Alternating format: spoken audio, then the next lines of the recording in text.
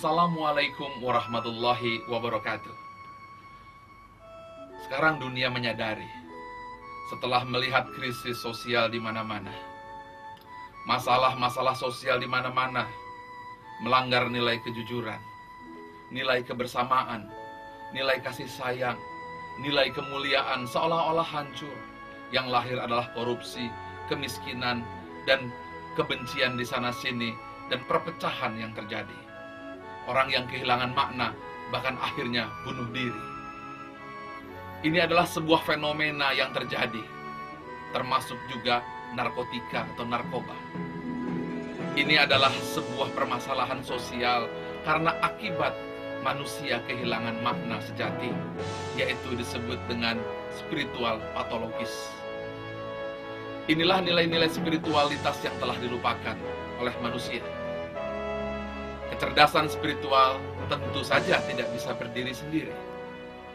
Kecerdasan spiritual apabila berdiri sendiri akan melahirkan seorang sufi tanpa pekerjaan dan tidak mau melakukan tugas tanggung jawab sebagai manusia.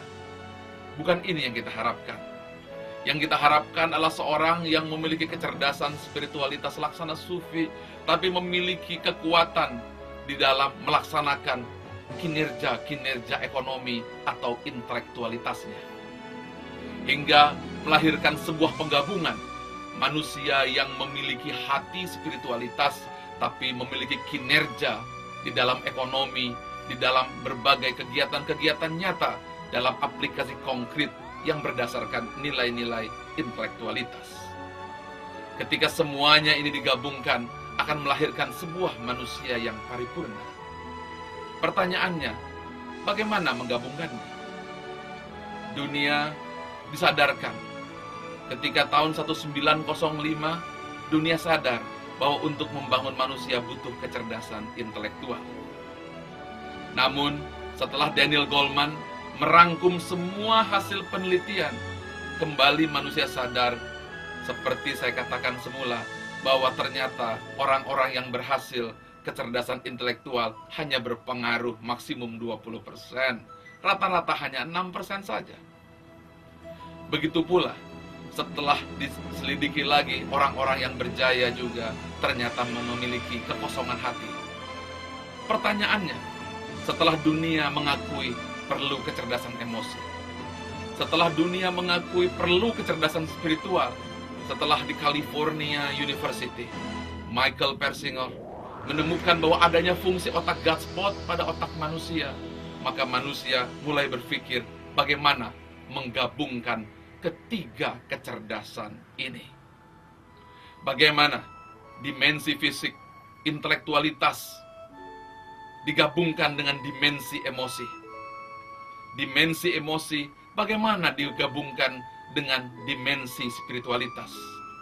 Hingga tiga modal ini bisa dirangkum menjadi satu kesatuan yang komprehensif tanpa dipisah-pisahkan lagi. Karena saat ini yang terjadi adalah pemisahan atau split personality.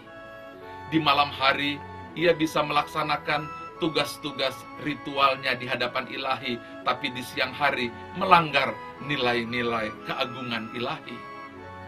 Ia bisa jadi melakukan ritual nampak soleh di hadapan manusia, tapi kenyataannya ternyata begitu banyak kasus korupsi. Bahkan seorang hakim malah ditangkap korupsi. Bahkan seorang jaksa bisa ditangkap karena melanggar nilai-nilai yang dibuatnya sendiri. Inilah yang perlu kita pikirkan, sebuah model yang bisa menjawab dan menyatukan tiga kekuatan demi lahirnya dua hal: physical, emotional, dan spiritual happiness, yang melahirkan motif hakikat sejati, motif intelektual, motivasi emosional, motivasi spiritual digabung jadi satu. Itulah yang disebut khairul ummah. Assalamualaikum warahmatullahi wabarakatuh.